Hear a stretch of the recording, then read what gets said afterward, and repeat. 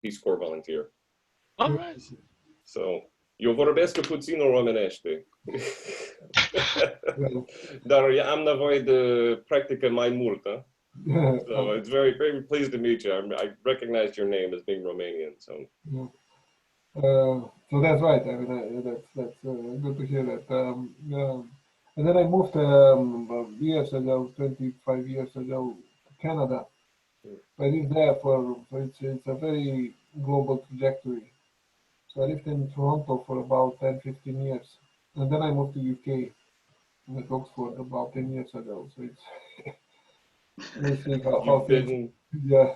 You've done the tour. With Mr. Lauren Hurst, whom I will introduce very briefly shortly, and then have a short break of 10 minutes after about 40 minutes. And then we'll go to Professor Corneliu Biola from Oxford University for a similar session. And we should hope then to wrap up just before 4 p.m. South African time, I must say, because we are all in a virtual world and time differences might be fairly confusing. So that being said, I would like us then to go straight into the first presentation without much ado, hoping that we're all comfortable where we are. Our screens are fine. The volume on, as we speak, we are audible enough and so forth. Lauren Hurst is coming first, and I would like to introduce Lauren as a senior consultant and new media producer for TechniArts Engineering LLC, which is based, I suppose, in Washington, DC. And I'll just say a few words about Lauren. I'll not go deep into his bio because we have it as one of the resources, but just to say very quickly that Lauren is a public affairs and communications professional with an interdisciplinary background. For over 25 years, Lauren has conceived, created, and managed public affairs, instructional, and marketing initiatives for government agencies, new enterprises, business associations, and non-profits in domestic and international contexts. He has managed online communities in Brussels, coordinated fundraising efforts for clean energy and biotech enterprises, represented business interests to governments in Europe and the United States, and trained US diplomatic staff here in Africa. His passions are sustainability, education, and leveraging technology for sound policy and business decisions. And I could go on, but I think it will be only fair that we give Lauren the opportunity to set us off. So Lauren, it's all yours, and happy to listen to you. Great, thank you, Bob. I appreciate the invitation to be here today. It's always a pleasure for me to work with the African continent and with African diplomats.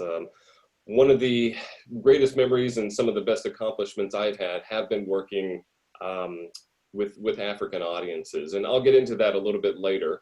But first, I'd like to tell you a little bit about my presentation today. Bob just gave you a little bit of my background and my bio, and what you can expect to hear from me today, I'm going to share a few slides with you, okay? And I'm going to go through some of the principles that we should be thinking about when we are deciding how to use technology in a public diplomacy and a digital diplomacy context. I will also give you a couple of examples that I have worked on, specifically podcasting and audio production and virtual programming, which I am working on now. Now, for everybody who is watching, I would like to go through my presentation. I'm going to go through it fairly quickly because I'd like to be able to take as many questions and have a discussion with you to make sure that I'm answering your questions and giving you the information that you need. All of the materials, including my presentation notes that I'm showing to you here now, are in the resources folder. So you don't need to take notes or write down a lot of what I say because everything I'm saying is already written down and it's in the folder for you. So I would encourage you just to listen to what I'm saying, and if you do have questions, go ahead and write your questions down, and we can get to those a little bit later. So what I'd like to do is I'm going to share my screen. We're going to go through a couple of principles that I'd like to use when we're thinking about how do you deploy technology in a public diplomacy context. So let me share my screen with you here. Where'd my window go? 1 second. Give me a moment. Okay, here we go.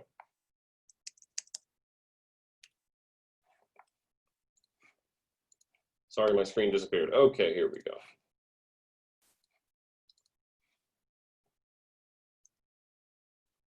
Everybody should see that. So the first principle when we're discussing how do we start? You know, where do you start when deciding to build a digital diplomacy program?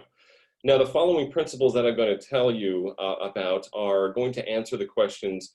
First of all, how do you deploy the technology? Okay, how are you going to use it? A second principle is also going to answer what are the investments that you need to make in terms of the hardware, in terms of the software, and also in terms of the training for staff, because the training and the skill sets are very important. And the third thing is, how do you organize your technology for long-term sustainability? Because when you do make those investments, you want to make sure you're doing it in a right way so that you can get as much value out of that over the long term. Okay, so here's the first principle that I'd like to talk about. Build your tech around your strategic objectives and not the other way around. A lot of times when we see people who are just getting into building a digital diplomacy program, they think about the technology first and think, okay, all these great tools, you know, we need to get the latest and the greatest technology, but really you want to keep things simple. Okay, so what you really want to do is start with identifying the core basic strategic objectives of your public diplomacy program. Okay, and this goes to things, for example, like who is your audience? You know, what is the demographic that you're looking for? There are so many technology options out there. How do you choose? And that's the real question that we want to get to with this principle. It's easy to get overwhelmed because there's so many technology options out there. Just with virtual programming, off the top of my head, I can name probably 5 or 6 platforms that you can choose from. Each one of them basically do the same thing, but each also have a specific process and specific capabilities that you need to keep in mind. It's very easy to get overwhelmed when you take a look at all the technology options. So you do want to start with your marketing objectives and your public diplomacy objectives. And the way that you do this is you proceed as you would with any marketing, public diplomacy, or business planning process. So the first thing is to research your target audience. You know, how old are they? How are they accessing the messaging that you're sending out? It's very important also to understand that your audiences these days, they have the ability to go from one platform to another with a single click of the mouse or a tap of their finger on their phone. So it is very important to identify who your audience is and how they are accessing your messaging.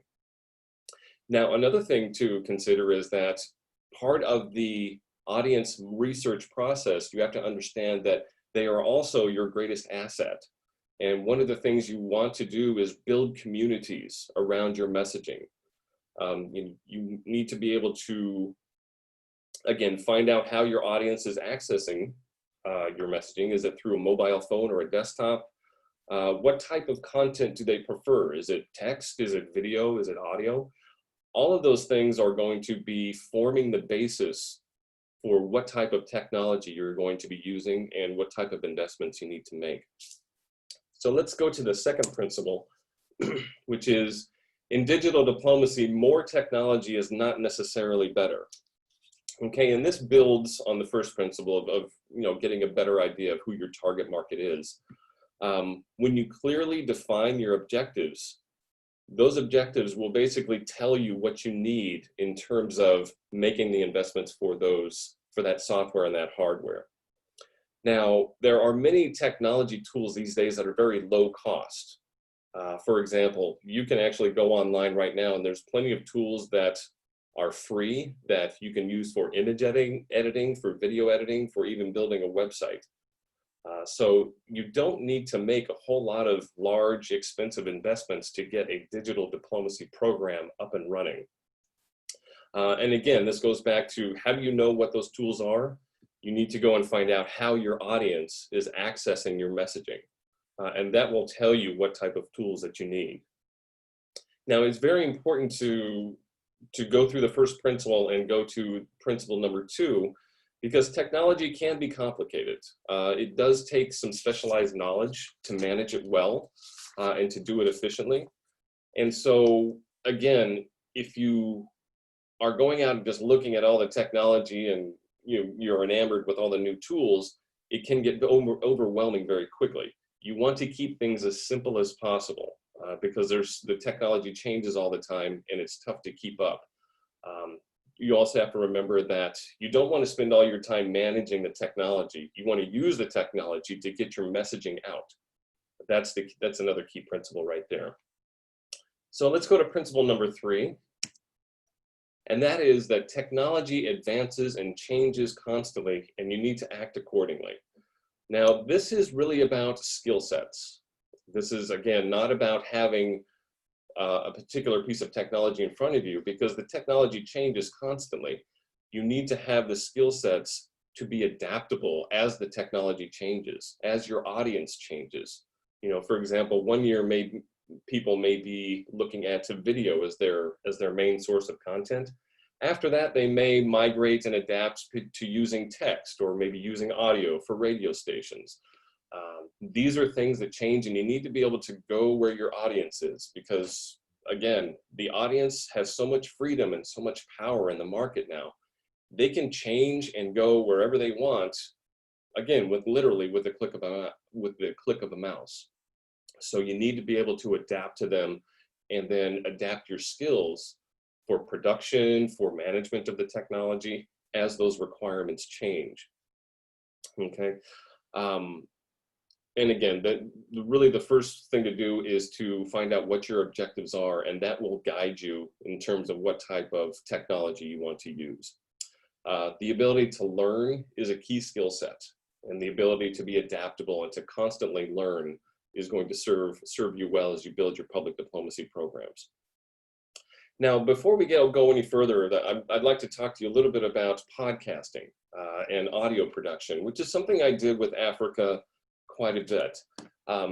Before I go on to that, a further element of principle 3 is that the technology allows you to be creative. And this is what we did with our Africa audio programs.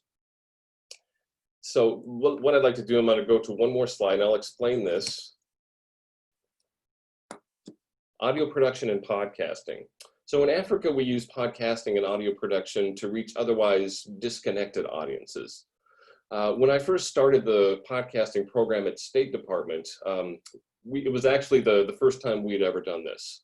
I remember the story that I was working in Brussels at the US mission to the EU at the time, and I was coming back to the United States. And I was contacted by the State Department here in Washington, and they said, we want to get into podcasting and social media, and you're the only guy that we know that understands how this stuff works and has actually used it in a professional context. And they said, would you like to create and consult on managing our program? And I said, sure, it sounds like fun. So that's what we did. Now, over time, we did build out the technology infrastructure that we needed, and I'll show you what that looks like in just a second. It was actually quite simple. And another thing that we did is, again, we started with principle 1 when building this program. I sat down and I went to our different stakeholders and I said, what are we trying to accomplish with this? Who are we trying to reach? And then based on the answers to those questions, we built the technology around that. We built the editorial processes. We built the approval processes for the messaging, and we decided what type of content do we want to create. And essentially what I did for a long time was I took written text, whether these were news articles, whether they were ebooks or white papers or whatever it may be, I took that information and adapted it for an audio context. Okay, and so one of the most important things to do is to use your resources. Use the existing resources that you have and adapt those for a digital environment. I'm sure if you look around your office right now, you do have a lot of information about government policies, about a lot of the programs that you run.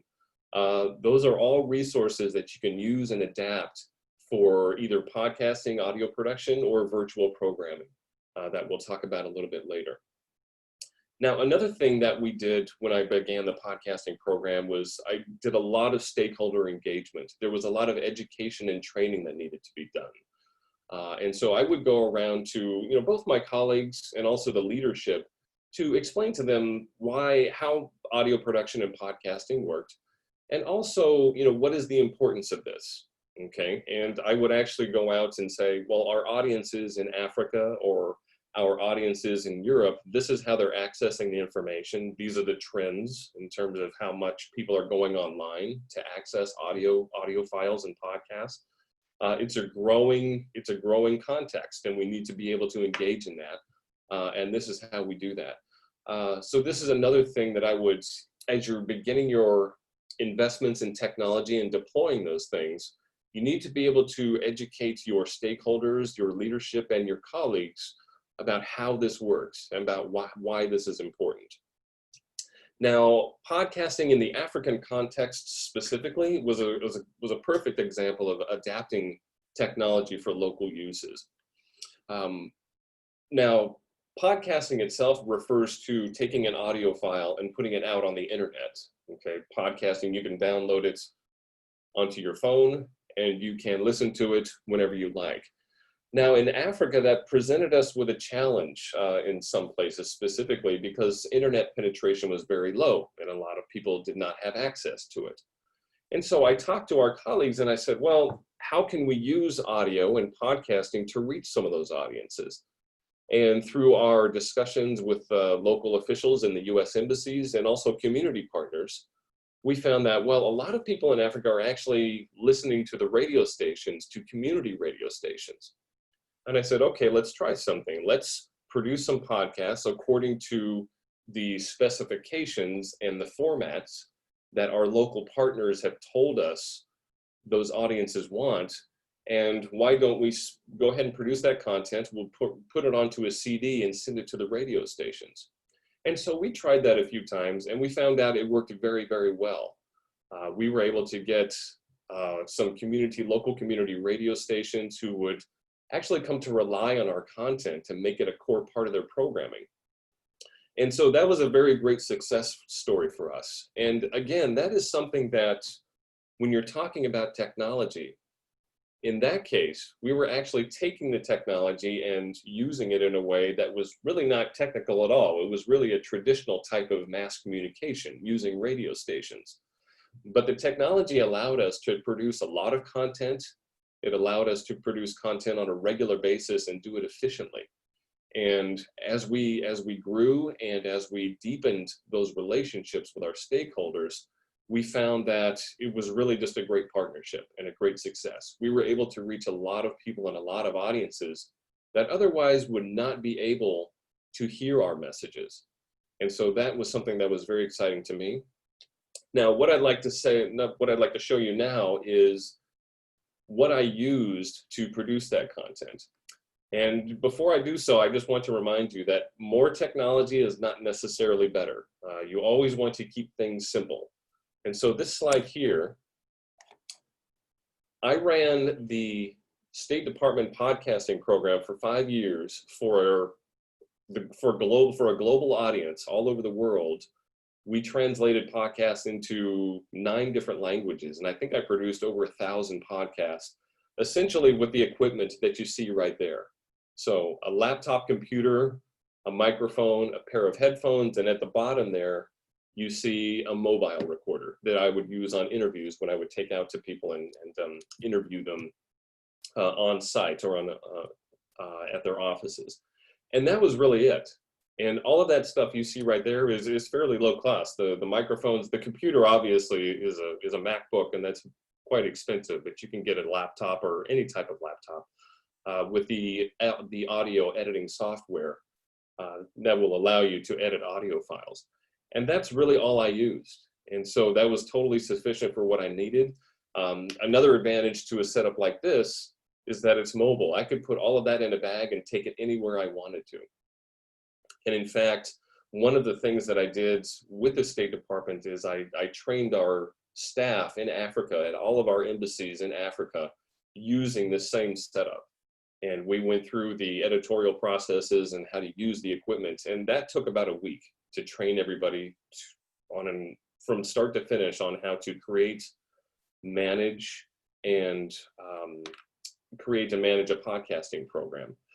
And so again, I just want to show you this picture to tell you that you don't need a whole lot of technology. You don't need a whole lot of hardware. A lot of this is available either for free or for low cost. Again, the first principle is to define who your audience is and how you want to engage with those people, because that will tell you the type of technology that you need. Okay, I'd like to move on now. We're about 8:21. Okay, so let me finish up here. Virtual programming is what I'm doing now. Now, virtual programming is essentially what we're doing now. We're using Zoom, and you're watching this on a webinar. Now, again, when we're talking about technology, there are so many options out there. You want to, again, start with the first principles, and then that will help you decide what type of technology and software that you need. Virtual programming is great for regular stakeholder engagement, and this is all about building relationships. And I'll get to the importance of that in just a second. The present pandemic and COVID-19 has really focused minds on why this is important. Any government or any public diplomacy program that is not engaging and building their capabilities for virtual programming right now is behind the curve, because this pandemic is just one example of things that will come in the future. If it's not a pandemic, it's a natural disaster, or it's possibly social unrest. Being able to engage with your stakeholders and build relationships remotely and in an engaging way with virtual programming is only going to become more important. So I would encourage all of you who are watching to look seriously into this and to build your capability and your processes and your ability to put together a good virtual programming resource. Again, this is a perfect example of a low resource and low cost activity with large potential impacts. You can go online right now and get a free Zoom account to start learning how to use it. So I would encourage everybody to look into that and look at best practices on how to manage a virtual program, the preparation, the actual execution, and then the follow-up. How are you dealing with your stakeholders? Now, one last thing I'd like to do before we get to questions is security issues in digital diplomacy. This is an information where a lot of attention is being focused right now. There's a lot of concern about disinformation and misinformation, for example. Zoom bombing, where you have people coming in unannounced and making lewd gestures or shouting information that is not wanted. There are security measures for each one of these platforms in virtual programming that you would want to look into. As a host, for example, on a Zoom call, I have the ability to kick anybody out who is disrupting the program at any time. So as you look into that and you're researching your virtual programming capability, look at the different options for keeping things safe, okay? Now, one of the papers that I actually provided as part of the resource is something that it's how to promote disinformation inoculation. Now, what that means is that as people get lots of information, they don't know exactly where it's coming from or whether it's true or not. The basic way that they're going to tell whether your messaging is good for them or legitimate is going to come back to their relationship with you. So, for example, if I see something from a source that says, well, the U.S. Embassy in South Africa said this, and I don't agree with that because I know those people, they would not say something like that. And so when I do have a relationship and I do understand the intent and the character and the integrity of the institution, that is the best way for people and your audiences to know what is legitimate and what is not. It all comes back to the relationships that you build with your audiences. And that's what the virtual programming and the technology allows you to do. especially in a face-to-face atmosphere like this. So there, I'd like to go ahead and stop and take any questions that you have. Again, you don't need to write this down. Everything that you've seen now is in the folder. So that's my contact information. I'm happy to answer any questions later. And you can contact me anytime, and go ahead and hook up with me on LinkedIn, and I'd be happy to connect with you there. And let's have a discussion at this point. Thank you. Thanks very much, Sean. I think that was a powerful presentation, even as it advises simplicity. And there are a couple of questions and comments, and I'll try to post them to you. Do you want to take one at a time, or I give them all to you in one fell swoop? Let's go ahead and take them one at a time. That would be easier, I think. All right, so first one. Thanks for the great presentation. Can you elaborate on the editorial, I believe editorial policy you followed to develop the podcasts? Absolutely. And I think that's the first one, yeah. Okay, yeah, the editorial process, whenever you're dealing in a formal professional environment, okay, let's just take government diplomacy offices, public diplomacy offices as an example. You want to make sure that you're getting the right message out, okay? And so in the case of the State Department, we took a lot of information that had already been written, it had already been cleared, and it was already on message. It agreed with the message of the administration that we were supporting. So that was easy for us. We simply took that and we adapted it for an audio context. And so and this is something in the resource folder where in the podcasting document, the editorial process that we used is already in there. So you can take a look at that. The editorial process is important. You go from a sourcing step to a development step to a clearance step.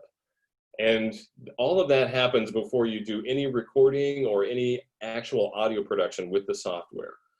Because once you have actually developed and produced the content itself, it takes a lot of work to do that. A lot of times it's time consuming, especially if you're doing interviews and you're doing the editing and you have to do the mastering and arranging the music and all the audio files. You don't want to get to the end of the process and have a final audio file, show it to your leadership, and they say, oh no, that's not what we want. You have to go back to the beginning of the process. See, that's very inefficient and a waste of time. So the editorial process in that document, definitely make sure that you have something very solid in place so that when you get to the end of the production process, everything is exactly as expected and your leadership is going to know that, yes, this is what I ordered. This is what we agreed on. That's a very important thing because it can result in a lot of wasted time if there's miscommunication. So sourcing, development, approval, and then production. Those are the 4 steps right there. All right, I think that is well received. The other kind of comment which can be converted into a question is, how do you target your audience? How do you define your audience? Yeah, that's one of the things that is very important, like I said, is in the first principle. And it's something that is an ongoing process that is very, very important. Virtual programming and using Zoom and interactive technology like this is a great way to do it because you can, not only can you source data points, you can look at news articles and see the trends and the demographics. Those are a lot of things that are publicly available. But one of the things that I found is most interesting is to actually use this virtual technology to interview your target audience. At the State Department, we work with a lot of American spaces overseas. And one of the things I did recently is I conducted a series of 12 interviews with American spaces in Africa and Latin America and in Europe.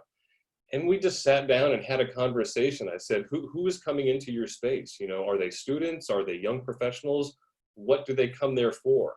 And just through a series of questions and engaging with your target audience and your stakeholders, you're able to gain a lot of insight into what they're looking for and how they access your messaging. So I would start there. Just start talking to some of the stakeholders, some of the people that you know, and put together a list of interview questions that cover some of the basics. How old are they? Are they students? What type of information do they want? How are they accessing messaging? Is it on a mobile phone? Do they like to attend in-person events? Do they have access to the internet? All of those questions are going to give you insight into who your audience is and the technology and the training that you'll need to engage with them via technology.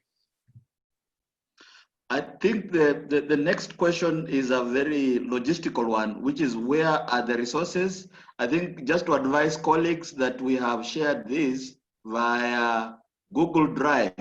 And for those who have difficulties accessing those, we'll actually make them available. Just reach out to us, the organizers. And so the next question is, how do you measure impact? How do you get feedback on the messages that you send out or you've developed? Okay, this again is something that is very interesting. With virtual programming, if you're going to a Facebook page, for example, you use the metrics within Facebook. You can go to Insights, and there you can see how many people have shared your post, how many people have watched your virtual program. Now, in a lot of cases, it's tougher.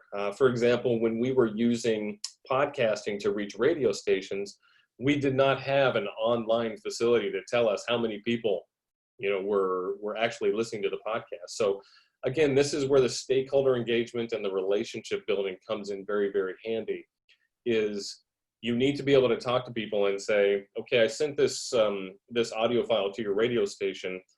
How many people do you have in your audience on a typical time frame?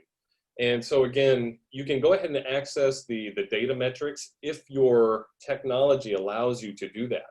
Okay, if you're connecting with your audience through the internet, there are different metrics and data points you can get to measure the impact. But if you are actually going to a partner who is gathering an audience for you, or if you're taking an audio file and sending it to a radio station, there's a disconnect there. The internet is no longer applicable. So you need to be able to talk to your stakeholders and interview them again to find out how many people are in their audience and what type of feedback that they're getting. I do want to make one final point on that. There's a difference between the quantitative feedback, which means the number of shares, how many views you had on a certain web page, and the qualitative feedback. The qualitative feedback means that I listened to it and I really liked it. I actually took this radio station and this radio program and I recommended it to a friend. That type of information is also very important because it tells you about the quality of your programming and any changes you need to make in your editorial process or in your content production process. Great. And the next question is, how could you, I think there's a colleague who wishes that you explain a little more about virtual programming. And I think I'll benefit from that as well, personally. Okay, great. There are some great resources that I provided in the folder in terms of how we use virtual programming and the strategies, so I recommend you read that. There's so much that goes into it, it's kind of tough to know how to start. There's definitely a process in terms of putting together a virtual program. What we use a lot in the State Department and also with some of my other clients is we have a standard operating procedure. And so virtual programs are very much like event planning, okay? Just like you would do in a conference room, for example. So some of the key questions are, who are your speakers? Okay, again, who is your audience? That's the first question you always want to start with, is who is your audience and what are they interested in hearing? Now, as far as when you've answered those questions, the virtual programming and the technology part of it, there's a lot that goes into that as well. So what platform are you going to use? Who is going to be the technical person? You always want to have at least one staff member who knows exactly how the software works. And this is important not only for the quality of your productions, but also for the security aspects that we talked about earlier. And so once you get into those processes, you'll get a better idea of how to manage a virtual program and also the follow-up as well. How are you going to find out the success or failure of your virtual programming? And again, because we are using virtual program, Zoom, for example, Facebook, all of those metrics and data points are available. But again, it's important to engage with your stakeholders to be able to measure what the actual impact was in terms of, you know, the message that they received and how they received it, whether or not it was beneficial for them. It's a very important aspect to do, is the follow-up on that. Okay, thanks. And so the next question is from Dabiseng, who would like to know, because the organization she works with okay, let me put it this way. The stakeholders that they would like to reach are relatively mature, over 50 years, but they want to reach out to younger audiences of university students and young professionals. So how can she bridge this gap and cater to both mature and younger audiences without losing either? Well, that's a good question. And again, that goes back to the first principle, is you need to find out what type of messaging and what type of information they're looking for. Now, something else you may want to consider as well is that with younger audiences, they are digital natives. You know, they grew up with this technology. So Facebook and Snapchat and Instagram and all these social media sites, especially the mobile phones, these are second nature to them. That you may run into problems with that when you're looking for an older audience who are still kind of learning this stuff when it comes to how to access that information. So I would start, you know, again, with the first principle. First of all, you know, what type of messaging do they want to hear? Because that may be different for older versus younger audiences. What is their technology capability? Okay, how are they going to, I mean, I think a lot of older audiences are going to be using a desktop computer like I'm using right now. A lot of younger audiences will have their headphones on and their phones, and they'll be watching your program on their phone like this. So in terms of finding out the technology that you need, you want to be able to have something that can go to both types of platforms if you want to reach both audiences at once. Now, for example, a Zoom call like this particular call we're on right now can be accessed on a desktop computer, on a tablet, or a phone. So if you wanted to do a virtual program, the technology for virtual programming does not present an obstacle. You can get to everybody that way. The real challenge that you face in that case with a different demographic is finding out what type of information they want, okay? And what is the format? Do they want it to be a big discussion, or do they want it to be a lecture? Because if an older audience would just like to sit and hear the information, a younger audience with a shorter attention span, they may get bored with that pretty quick and just leave. And so again, the consumer, our target audiences with so many technology options, they can go whenever they want. They are in charge. They are the ones that determine how they access your information. You have to follow them. You have to go where they are in terms of finding out what technology you're going to use. So that's a tough question, but again, it all comes down to the research and knowing your audience, I think. Okay, so we are coming to about 2 minutes to time, but there are a couple of more interesting questions. So I think we'll try and squeeze them in before we go for the break, because it looks like we're having some energy here and some great interactions. So one is governments are very bureaucratic. How do you get to convince them to go with the new technologies when they are available? Right. This is something, and again, when I started the podcasting program at the State Department, we did a lot of stakeholder engagement. It's a lot of education, and you need to present really an evidence-based case, I think, to tell people, okay, we want to get into podcasting, or we want to get into virtual programming.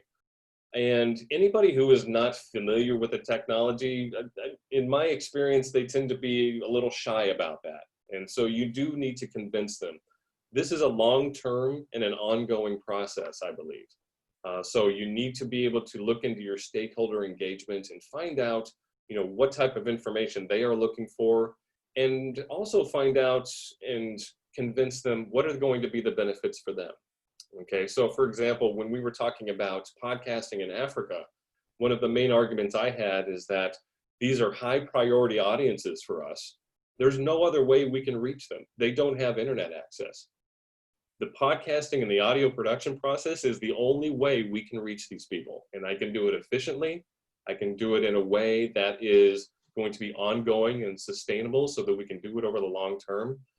Once I laid out that case and I said, you know, this is something that we need to do for those reasons, they came along, and the technology, the fear of the technology kind of went away at that point. They were willing to go ahead and say, okay, let's give this a try. And then once we actually did it and they saw that it worked, then we were off and running. There was no problem after that. But that is a long-term process, and you need to be able to engage with them and demonstrate an understanding of what their concerns are first. And then only afterwards, then you bring in the technology. You know, start with the basic principle of this is how we're reaching these people and this is why we need to do this. Okay, so I think we'll squeeze in 2 more questions, even though we have a short time. And one is, what type of challenges did you experience with participants, especially in regions that have poor internet connections or bandwidth capacities? Right. That obviously this is a very limiting factor when you're dealing with things like social media and virtual programming. You know, in places where we have low internet connectivity, when we're working with virtual programming, we like to find partners that perhaps in the cities, for example, who do have good internet penetration, who do have access to the internet. And then we work with them and say, what are some of the ways that we can gather your audiences into a single space, for example? Now, with the pandemic, this is a problem, okay, because we don't want to have people gathering in tight spaces for health reasons. But that's one of the ways you can do that. Identify partners to say, and use them as a gathering point for your audiences. Now, for example, and now looking at podcasting, again, start with your audience research, and what we found with that was that, well, people are not accessing the internet, but they're listening to radio stations. And so we did not try to force people to come to the internet to reach our podcast. We adapted our processes and our technology setup to reach them. So we went to where they were. And so the technology allows us to be very efficient and have a really specific purpose with how we're producing that content. So again, use the technology, be creative with it, and adapt. Because there's so many options out there, there's always a way that you can adapt to reach a target audience, even when they don't have internet connections.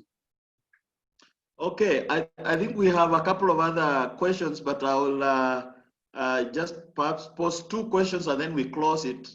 The rest can be answered by Lauren directly and through ourselves, and we can make plans, as we say in South Africa. But I think this is important. The question of attacks and disinformation, misinformation, security, cyber security issues. There's a question on whether we should use free software or we should actually purchase particular softwares. But in any case, what's your advice on security in an atmosphere where diplomatic work is confidential and top security half the time? Right, exactly. Those are very important questions. I would not use any sort of free software tools if you're going to be doing some sort of interaction with audiences where sensitive information is being discussed. That's something that you don't want to do. The free software that you look at, you can go ahead and put together a free Zoom account, for example. Now, the Zoom account, if you look at Zoom, there are different levels. You have a free account, you have a business level, enterprise level. Each one of those have different capabilities and features. As you pay more, you're getting more features. Now, Zoom has been very good about putting together new security protocols as they have seen Zoom bombing and some disruption. So that's coming along very quickly, and they're improving that a lot. Now, in terms of if you wanted to use technology for content production, okay, this is about audio production or image production. There are some free tools out there. For example, I'm going to put That is from me to every, oh, sorry, this is for all panelists. Oh, anyway, there is a tool, a software tool called Audacity. If you just Google Audacity, it is a free, downloadable audio production software that you can put on a Mac or a PC. Now, once you've downloaded that, they do send you updates. Okay, that type of thing, the security protocols really don't apply to that because you're using it for audio production. You can download it onto your computer, and you can actually take your computer off the internet when you're doing audio production. So you're not connected. People can't reach you when you're not connected to the internet. So what I would do is take a look at the information that you are receiving. If it is sensitive, you want to keep that in-house. That's where the editorial process comes in. Okay, you want to make sure that the sourcing and the development and the clearance process stays in-house. Once all that is cleared, then you can move to the production process. And once you're done with your production process, whether it's text, video, or audio, or a virtual program, that's going to be public facing. But do all of your editorial process with all the security protocols before you're actually going to be doing any production that the public will see. Okay, so I think I'm tempted to close it here, but just one very last one.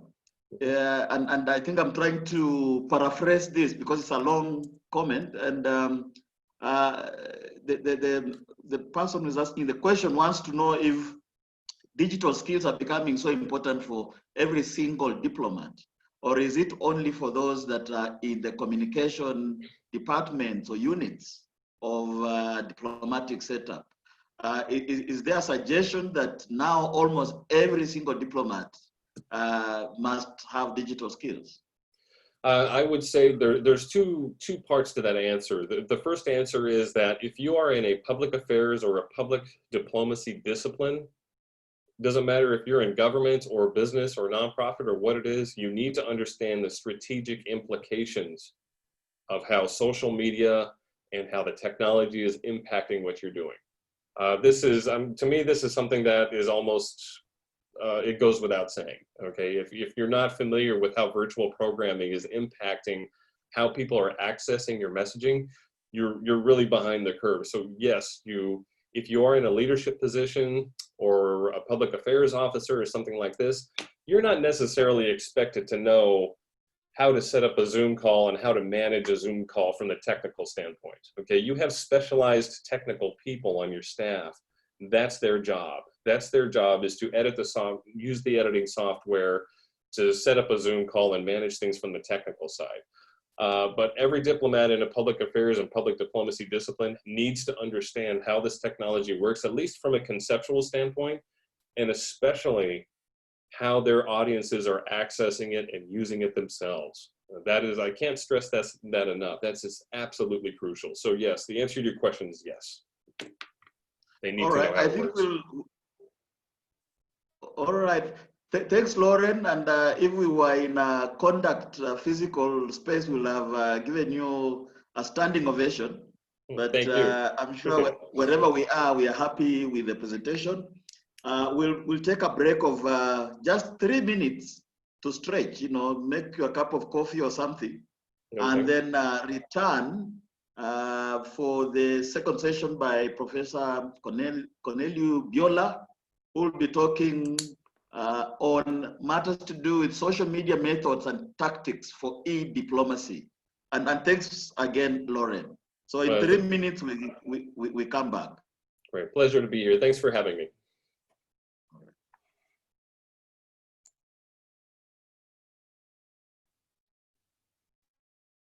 Ask to look a little bit at the basic building blocks of digital diplomacy, to have like an introduction, some of the issues that matter nowadays for Ministry of Foreign Affairs and embassies in using these new channels to promote themselves, but also to engage with foreign audiences. So let me share with you my slides. I have a few slides here that might be, I hope it will be of interest for you. So as again, you know, we're talking about digital diplomacy in a very challenging period, right? It's about the pandemic, it's about COVID. As we've seen, for instance, this is a photo taken from the WHO website showing the impact of COVID in various countries in Africa. With South Africa being particularly hit, but also Nigeria, Ghana, countries with large populations. This reflects, you know, the number of cases that have been registered up to yesterday. And of course, pandemic creates challenges for the local population, creates challenges for policymakers, but also diplomatic challenges. I've been following, based on this graph, you know, how countries a little bit I followed, you know, how countries reacted to this, especially, you know, on the digital channels. For instance, President of South Africa, you know, trying to encourage quite actively citizens, you know, to wear a mask, to do their part. It's a question of responsibility that was trying to emphasize about how to fight together and to defeat coronavirus. That was one element that transpires, for instance, you know, from the social media accounts on the Ministry of Foreign Affairs and the International Corporation of South Africa. Other countries have other priorities. You see, for instance, here in the case of Nigeria, but also I think it is Ghana trying to cope or struggle with the problem of repatriations. So they show how the efforts that they've been doing in order to reach out to their communities in UK or United States, in this case, to try to facilitate through consular services and other means their return home. And I think that's a topic, a theme that we've seen not only in these two countries, but also countries around the world. Interestingly, speaking about more diplomatic type of relations, see this connection in the case of Cameroon reaching out and commenting with Korea. Korea at the moment, together with New Zealand and a few other countries, have proven to have, you know, very strong credentials on coping with pandemic. So I think these kind of developments indicate quite well, you know, the interest of some of the countries in learning from the experience of others who have performed well. So I think what you see from different from these messages, you know, different priorities that are being emphasized by the Ministry of Foreign Affairs, and the way in which is done, I think it showcased quite well the concern on the mind of many Ministry of Foreign Affairs about the challenges of the pandemic. I will also emphasize one additional element, the fact that in many cases when you talk about digital diplomacy, it's not only the foreign audience they're trying to talk to, but also domestic audience, meaning that the line between domestic and foreign in the case of digital diplomacy is very blurred. And we're going to see that, you know, and that's an element that I think we have to keep in mind as we move on with our discussion of digital diplomacy. But going back, you know, to the basics. So what exactly we mean by this idea of digital diplomacy?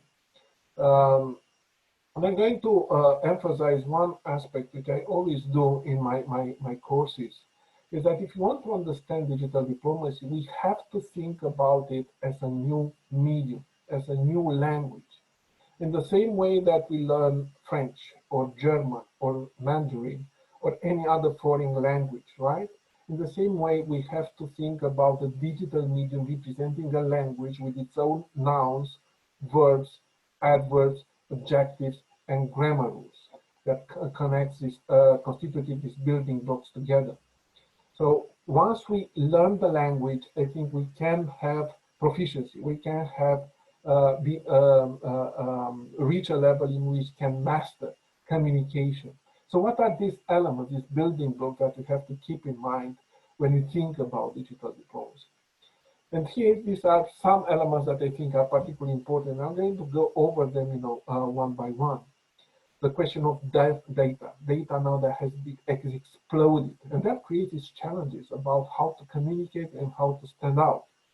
The question of visuals, right? We're moving what I sometimes call from Gutenberg, you know, the printing media, right, to Zuckerberg, the CEO, the CEO of Facebook. So there is a transition now from text to visual content, and I think, you know, audio content as well, you know, as you've seen in the previous presentation.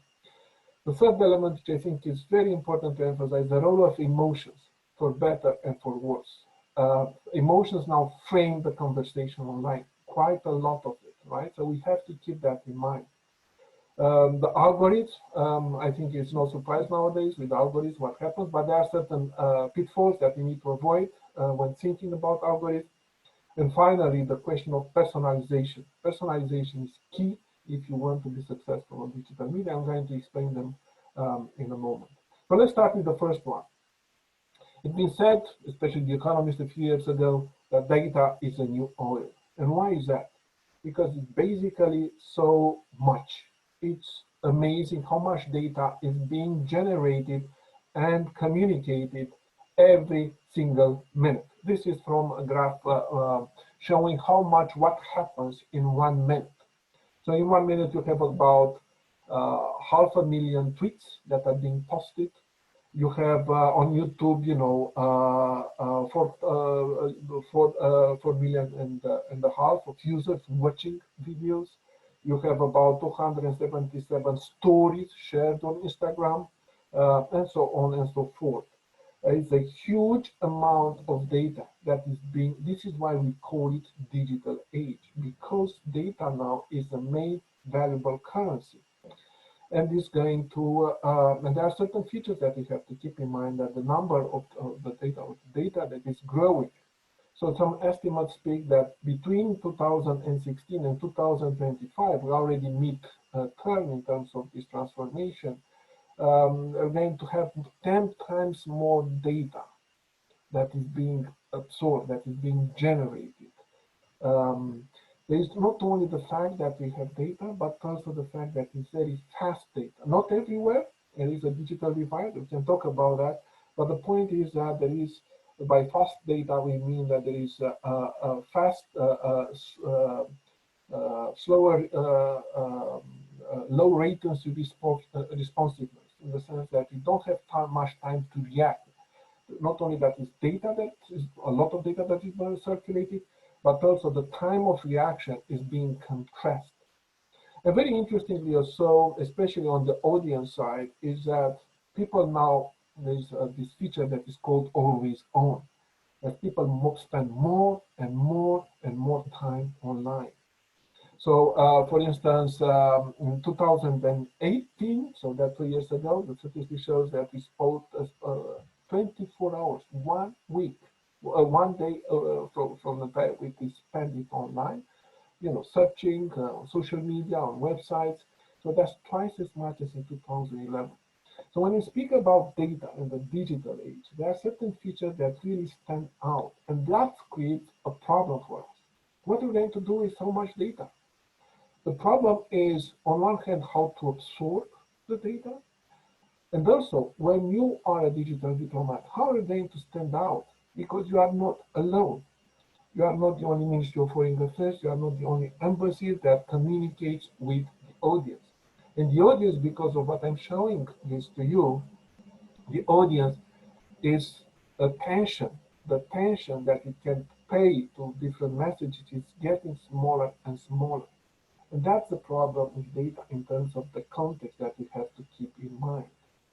The problem is getting worse in terms of the data once the 5G will come into play. Some statistics, for instance, in UK suggest that from an average of 3 gigabytes of data, monthly average, that a user in UK consumes, that can increase, right, from 395 gigabytes per month to 98, 30 times more data that is going to hit us in about years because of the 5G. So that's a major challenge, right? We float, we swim in an ocean of data, and that, in a sense, you know, represents the context, the background in which this communication that we try to do in digital diplomacy operates. So how to react to this? This is why we go, in a sense, to the second element, which is about visual content. Visual content has become important for a reason. We have the same brains like 20 years ago, like 100 years ago. Our cognitive capacity to absorb information is the same, but that something has changed. Comparing with 1986, we receive 5 times more information than then, which is about 34 gigabytes or 100,500 words. You know what 100,000 words mean? It's about a book. So what these statistics tell us that every day, from the moment we wake up to the moment we go to bed, we almost read a book without knowing, in terms of the information that hits us from various sources. Now, how do you react to this? We read less. So when you go online and read an article, you're probably going to read the first paragraph, rarely the second, only if it's interesting. We don't have the capacity to do this, right? It's too much information, and we try to be selective. So on one hand, this is where the visual comes into play. Visuals can pack a lot of information, a lot of information. So this is, when I said that moving from Gutenberg to Zuckerberg, this is what I meant, that the text is valuable, but image, in a sense, and how to create images that can pack a lot of information is even more valuable. People remember what they hear in terms of 10%, what they hear 20%, but in terms of the visual, the image they see, 80% of the cases, they remember it better. The second element that we have, it not only it remembers better, but we remember this for a longer period of time. So if you put only a text in front of someone, it might be remembered after 3 days, 10% of what happened. But if there's text and visual, if you combine the two, then after 3 days, 60% of that stays in the memory of the person. So visual, let me emphasize, and you probably already know a little bit, but I'm just providing you some data behind this trend, why visual is important in terms of how we process an increasing amount of information. The third element, and then that you can see, for instance, the statistics on social networks, what people share. They share pictures, a lot of pictures, dominantly pictures, and a little bit of clips nowadays, in terms if they are short, 1 minute, and well done. So that's something, again, as a building block when we think about how to communicate, how to use that in terms of digital communication. The third element is emotions, crucially important. And we've seen a number of studies, and this is done on this, how emotion help messages online, and how do they, not only frame, how do they help them travel. The study that was done in a few years ago, what you see the colors here are messages with negative anger sentiment. The red ones, joy is green, blue is sadness, and black is disgust. And what they got from this is that anger traveled very, very fast online. Anger, more than anything, which is a problem, right? A big problem for those who try to communicate something positively about the ministry, about the embassies, how to deal with this. How fast anger travels? 6 times more. 6 times more. There was a study that was published 2 years ago by MIT team. 6 times more in terms of a more positive. But not everything is that bad. So what about these emotions? So there's when you think about emotions, there are generally, 5 types of basic emotion: anger, joy, surprise, disgust, fear, sadness. And you can classify them on different levels. The emotional space of what is called the valence, arousal, dominance model. What is valence? Valence means whether emotion is positive or negative.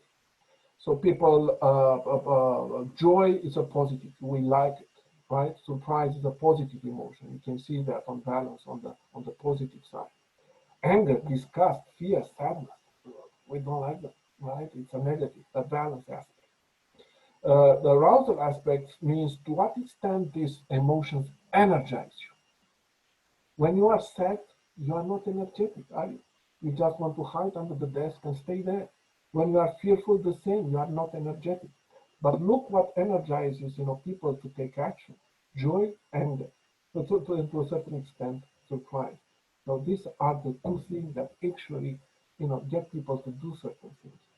The dominance aspect speaks a little bit again about the fact that how these emotions, in a sense, give them a sense of control over the situation. And I think there is some interesting aspect here with anger, especially for those who feel that they've been left behind. And all of a sudden, this, especially we've seen with the populist movements nowadays, all of a sudden, social media gives them a voice, and they take it, a step further. And that's something that we may see.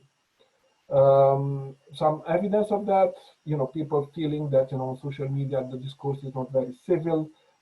These kind of negative elements of anger and fear, dominating sometimes the conversation. And for digital diplomats, that creates a problem.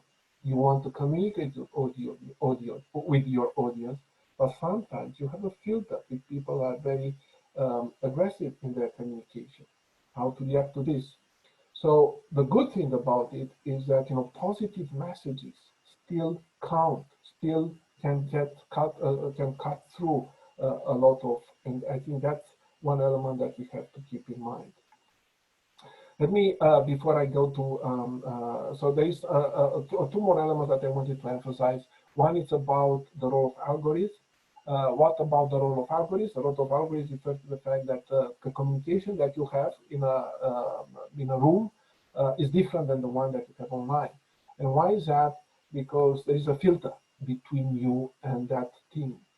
And this filter, it's evident in the case of Facebook, but also other social media platforms. Facebook changes its filters, quite often, and is based on different criteria.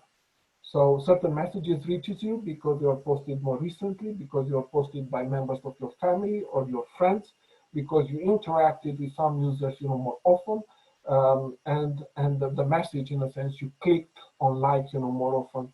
So what the platforms tries to do is to present to you certain messages that they feel that you like.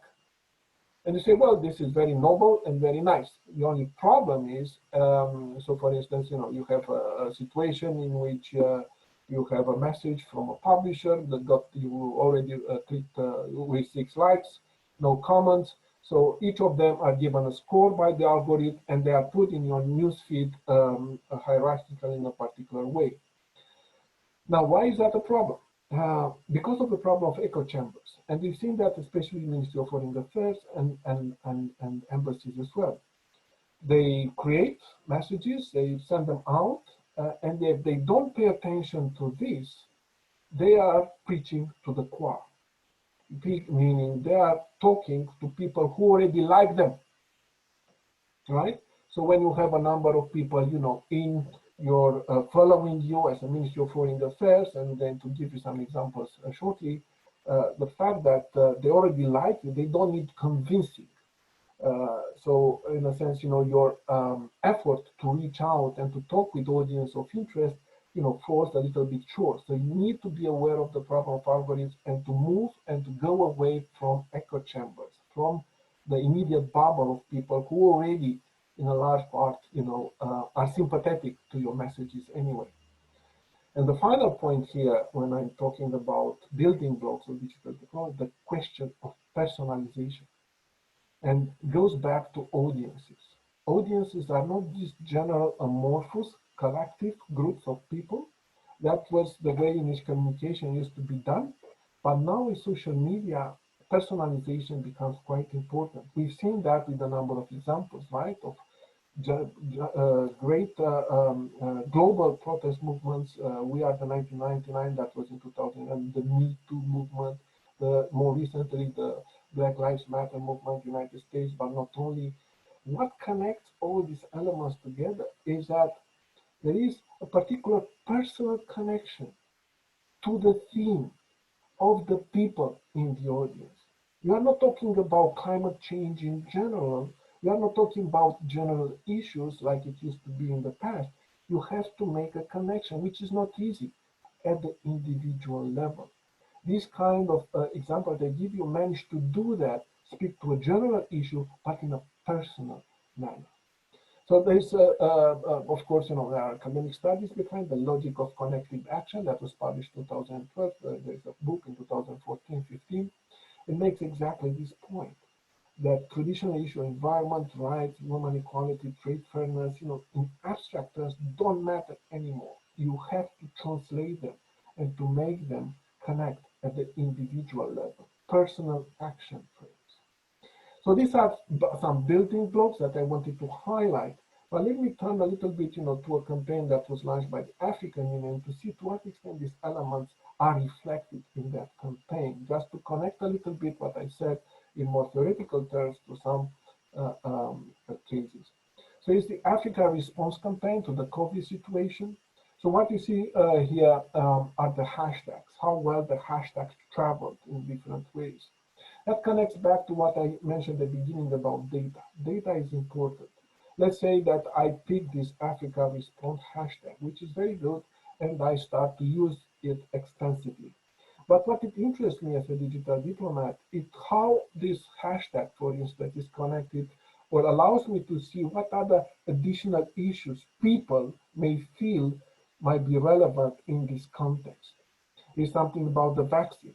It's something about prepare, protect, and prosper. I don't know, the One Health element. Maybe it's something that I want to pay more attention as a way of developing or advancing what I'm trying to do. Important here when you talk about digital is not only broadcast, talking to the audience, but talking with. And the way to talk with is to understand their concern. I can start with Africa response. There is also the fact, not fear element as well, but then see to what extent the public start to attach new hashtags and which ones started to become trendy in response to what I said. It also, it gives you an indicator of whether, the Africa response resonates with the audience, but also, what other topics might resonate or might be connected to this.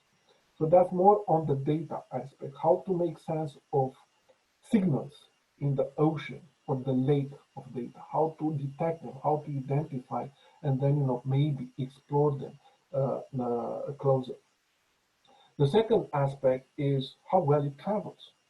So when we have this campaign, the Africa response, it's based on data from 1 week. So in a sense, it's not very, because the campaign was longer. But it gives you a little bit of sense where these issues have worked in Africa. You have Ethiopia, but I wouldn't, Ethiopia is also where the headquarters of African Union is. So probably that creates a little bit of a distorted effect. But you have South Africa, you have Nigeria. Interestingly, you have Morocco resonating well with this. But a large part of Africa hasn't connected to this. And that creates a problem. Why not? Is it because of the platform? Let's say because I looked at Twitter. What about Facebook? If I look at Facebook, will the picture be different? Or maybe there is something else, the one that was discussed before, maybe the low internet penetration. And then, maybe instead of doing this Africa Response campaign only on Twitter, maybe I can do the podcast and connect to what Lauren said before. Maybe I can reach some of the countries in which it gives me a picture about how far this kind of conversation is going. I also look to identify why is it working well here and why is it working well here, because this is in a sense an outlier, right? You expect, as we're going to see, you expect Ethiopia, you expect Nigeria, you expect South Africa, because as I showed at the beginning, the number of cases of COVID was quite high in this country. But what about Morocco? What is interesting about Morocco that I can learn from in terms of how this campaign could be improved? A second element that I think is important to look is the audience, right? So I have an Africa Response campaign with, messages and so on. Who resonates with this? In terms of the gender, which is fine. But what I found interesting is that in terms of the age, there is an entire category here not present. Again, it might be a problem of the platform, right? Twitter is not necessarily, but it gives you an indication of how this kind of messages can have to be recalibrated. When I talk, for instance, with people 18, 21, do I talk about COVID in the same way like I talk with someone from 45, 54? Maybe not. Maybe the visuals are slightly different, or maybe the emotional framing has to be adjusted as well. When I look at influencers, and that gives me a sense of what happened, is that these are the influencers, the personalities, or the institutional accounts that commented or promoted these messages more than others. So Africa CDC, Africa Chair, Vanessa Carter, the Presidency of South Africa, Monica Wasuna, and a few others. You see the Africa CDC was the most active, and a few others followed up. The picture also gives me an answer why the message didn't travel in many, because there I don't have coordination with others, right?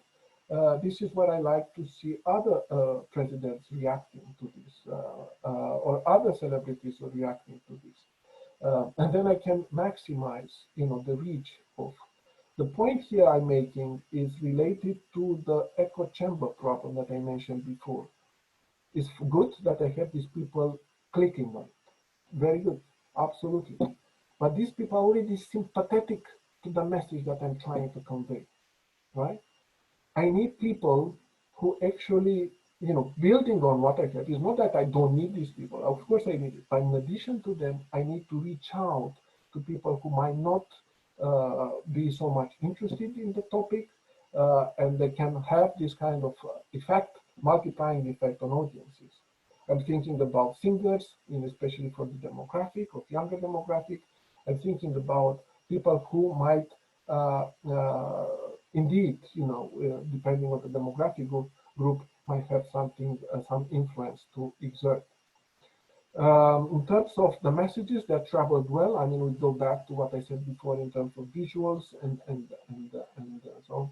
I mean, the first one is the president of South Africa, who had an intervention on Zoom, and it was well attended. Interestingly, I mean, if you go on it, you see a lot of comments coming up. So I was also surprised. So I think this is a medium that speaks again, to the fact that, again, the more engaging, and the fact that you have leaders actually demonstrating leadership, taking this seriously, can make a difference. For the others, you have a lot of infographics like these ones, which gives you a lot of data. I was surprised that it travels so well because, I don't know how many people read the data, right? So if you look at the number of tweets and likes, and this is what I suggest. Images matter, of course, but I think it's also very dry in terms of the question that I mentioned here. It's good to provide information, but if I am an individual, I don't know, in a country, does it resonate with me? How to make this, when I mentioned the question of personalization, how to make this information resonate with me at the individual level? And that, I think, is the challenge. Can I mention some cases? Can I bring, for instance, in this campaign, some interviews with people like you or someone else, very short because people don't pay much attention, but in which to explain their stories, to put a face, a human face to this data, that will go into the direction of personalization. It can increase significantly the reach and also the convincing, the behavioral change on many. Again, what I said is framing, emotional framing in a positive way, but also trying to personalize to the people for which these messages are tailored. Data is good. They can be taken by mass media, newspapers, and reproduce them. They give a sense of how the situation is evolving. If on the digital you want to engage, you need to personalize. Cognitive action, connective action that I mentioned before. So that's in a short, that I wanted to comment. But when you look for the campaign, I think the level of engagement was satisfactory, given the number of likes and so on. But I mean, the qualitative aspect needs to pay attention. Influencer contribution, provided that we don't stay only with people who are already interested in the topic, but to try to go out and reach more. The visual format with the specification that I mentioned, I think it was especially the message coming from the president of South Africa was particularly well received. But I think, again, remember the visual. Visual stays more with people in their mind and can have a more stronger impact. On the cons, geographical scope, it reached a number of countries, not so many, and this is where I need to dig in. Why was that the case? Do I need to go to podcasts? Do I need to, how to increase that type of reach? Personalization, the issue of personalization that I need to connect with people on the street. I cannot connect only with the elites. I cannot only connect with the media. It's not only that I ignore the media, right? Media is a very important factor in terms of communicating, transmitting information. But if I want to really my message, to reach the people, I need to do this kind of engagement, personalization, the type of messages that I showed before. And of course, here again, speaks to the framing. Africa response is a good, but in terms of the broader solidarity, transpiring, what kind of messages can I make it to include to make it better? Solidarity is a key theme here, and encourage people. It goes back to the emotional framing that I need. It can empower people to do things together, right? And I think that's an element that you need to include, especially in the reaction to pandemics. It's not each for itself, or herself. It's about working together because it affects together. I mean, virus doesn't know borders. You cannot stop as we've seen, the virus at the border. So I think the question of solidarity has to be elevated. And I think there is an emotional, powerful way in which this has to be done. And I think I'm going to stop here and have a conversation with you on this. Thank you very much, and really appreciated Professor Biola. We have a couple of questions. Some of them you might not even be able to see because two colleagues, I think, sent me the questions privately. And one asks, based on the fact that you are based at Oxford University, what is the typical training at postgraduate level for a digital diplomat?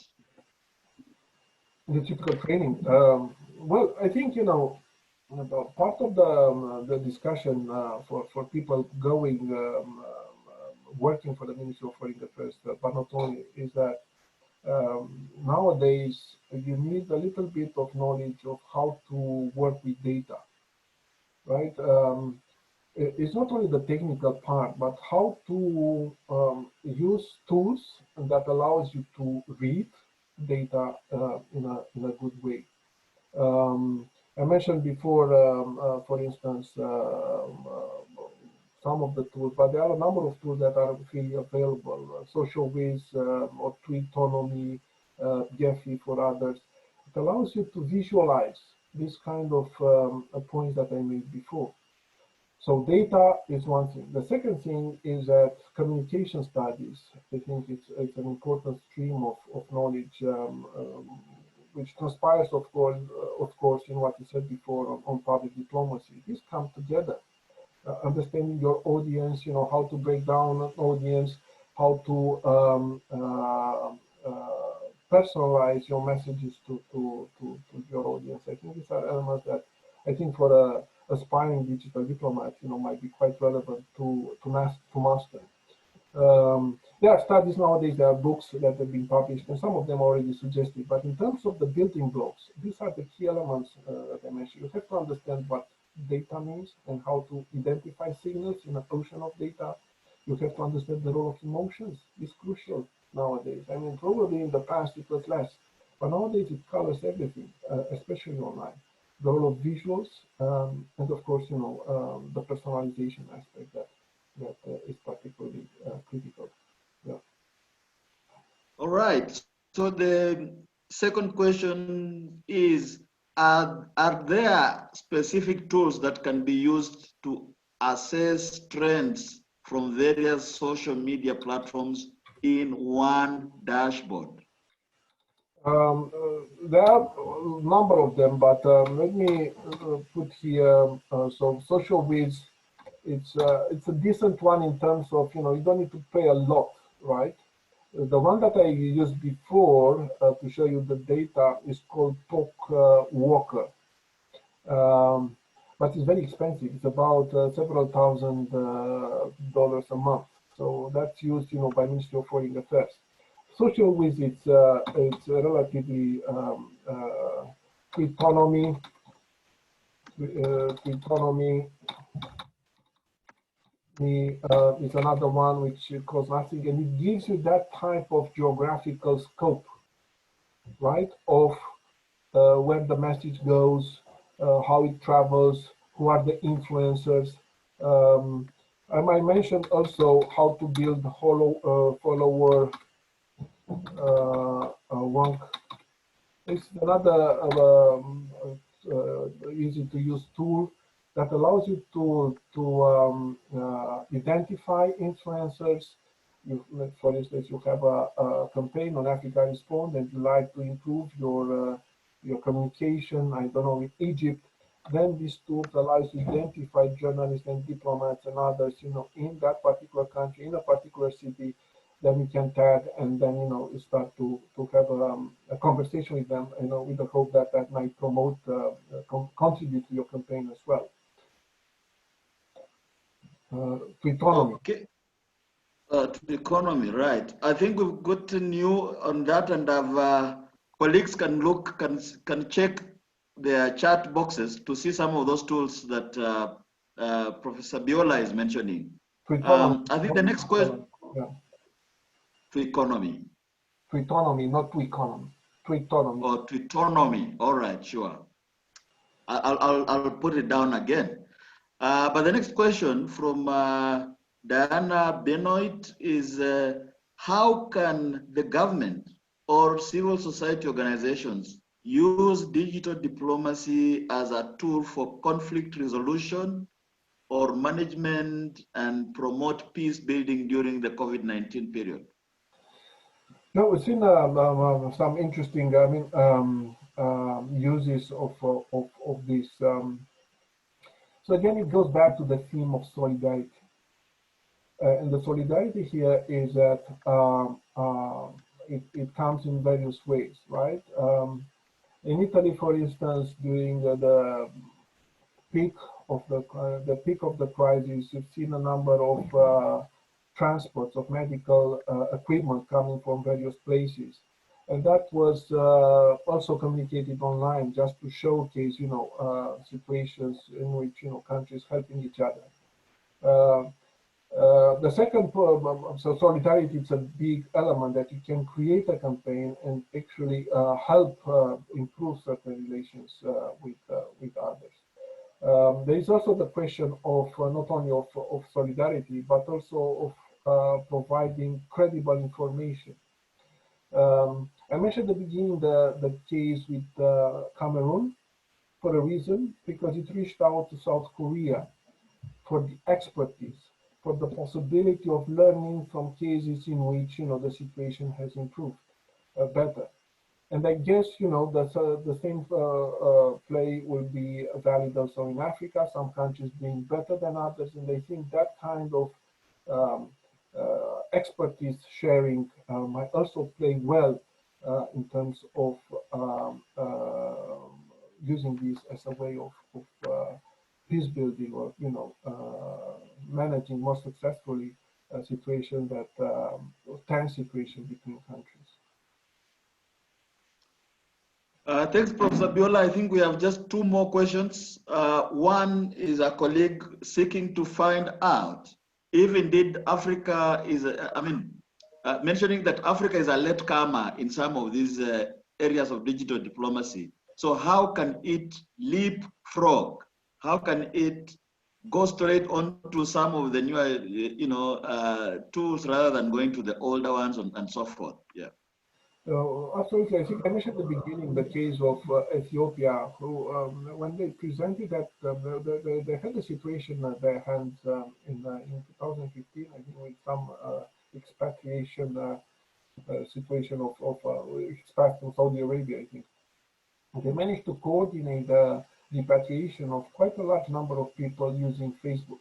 What I'm trying to say is that again, it's not more about the digital tools as such, it's more about the innovation that comes with it. And I'm not sure now that whether Africa is a late comer. I think from some of the examples that we've seen is that is moving forward quite actively, and there are certain factors that seems to facilitate this. Quite a number of people are on social media, right, increasingly so, and that creates a dynamic that allows for this more positive developments to happen. But at the same time, it's held back not necessarily because of lack of innovation, but because of low connectivity and internet penetration, rates of internet penetration in some other countries. I think what you have to do is a hybrid model. A hybrid model in which you have the social media, but also more traditional, like the podcasting or radio, have to be combined together to deliver the results that you hope to accomplish. I think there is also a need for pooling resources. I think part of this initiative, it's what Bob was trying to do, is to create a momentum with a series of events this month, right? And continuing until the beginning of August, in which ideas can be shared about how this new forms of digital engagement can be promoted more effectively by users in Ministry of Foreign Affairs of the countries in the region. I think knowledge sharing and this kind of experience based on case studies have worked pretty well in other regions. I've been doing a little bit of training in Georgia and Armenia, and again they exploded. The key factor that I saw everywhere where this really started digital really started to play a very effective role is the question of leadership. Meaning that the Ministry of Foreign Affairs, you have senior diplomats. I'm not talking about people from the media, journalists. They are very good, but they are very much focused on communication only. The senior diplomat has a broader view of how these tools can be used for various purposes, right? So having a senior diplomat in the Ministry of Foreign Affairs committed to this has been, in my experience, from looking at various cases, proven to be a quite a big advantage point for promoting or leapfrogging, as your colleague mentioned, leapfrogging in terms of digital diplomatic performance. Thanks, Prof. And our final question, just because I think our colleague here is posing the question of the complexity and sophistication of some of what you are talking about. Like, I think she particularly mentions visualization of data and so forth, and algorithms. I'm mentioning that these are not the kinds of skills that many diplomats are used to, not being internet natives themselves. So how can they, kind of jump into this new normal, as it were? I think one issue, I mean, the algorithm, you don't need to concern about algorithms much. I mentioned it just as an idea that your communication may reach only the people who may like you anyway because of the algorithm. So you need, I mentioned it from a conceptual point of view. You cannot play with the algorithm, but you can remember the fact that, if you talk only with the people following you, your message may stay very confined.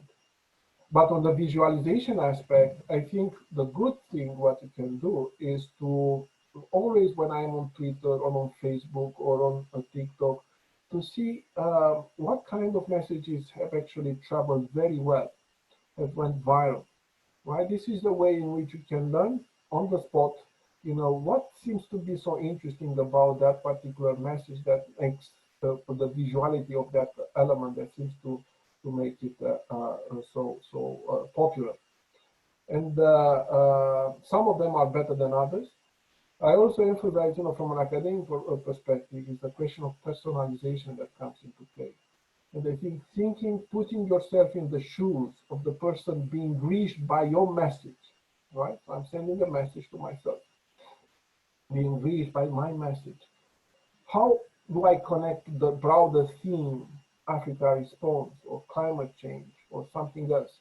How do I connect at the personal level? And that element has to transpire somewhere. The way I've seen, in some cases is that people do little interviews, with people being affected by this. It's about the drama. It's about the story. It's about that is being created with this. It doesn't require a lot of skills, right? I mean, you can find people who may comment on this. Just to give an example, for instance, the UN Security Council last year, 2 years ago, it was the UN mission, the Dutch mission, the Netherlands mission, who took over, became members of the UN Security Council on a rotation basis, as you know, for 6 months. And they wanted to attract attention to their activity. So what they did was every day, one member of the team looked, explained on Facebook how their day, from the moment they woke up to the moment they went to bed, occurred, took place. So I said, well, this is the type of work they do. So they were presenting it from the perspective, from the individual perspective. It went viral. It went viral because it was a story connecting UN mission. Nobody knows more about too much about UN mission. There are these kind of abstract things that exist out there, but they connected with people. Okay, this is what the press officers does at the UN. It takes the kids to school in the morning and then goes and has this kind of meetings, set up this campaign. So that was storified. That was placed in a story format for 1 week. So what I'm saying is that connecting these elements, visuals, and it may sound because I'm academic and sometimes I go overboard with theory and concepts, but at the level of the practitioner, I think it's common sense. Is how do I connect the story that to make it such a way that interests me as a regular person, regular Joe or Jane. Thank you very much, Professor Biola. I think that is as far as we have come. Interesting that you've taken us through some case studies and you've encouraged us to use data in a manner that presents information in emotionally sound ways, particularly through visualization. And I think this is where we will come to an end. We, like as in the case with Lauren, we want to really thank you and appreciate you for making the time to share with us and to indicate to colleagues that Professor Biola will be part, I hope, in fact, I'm speaking for him, but I hope that you'll stay with us for the next step, which will be the more hands-on training in some of those skills, in whichever form it will take.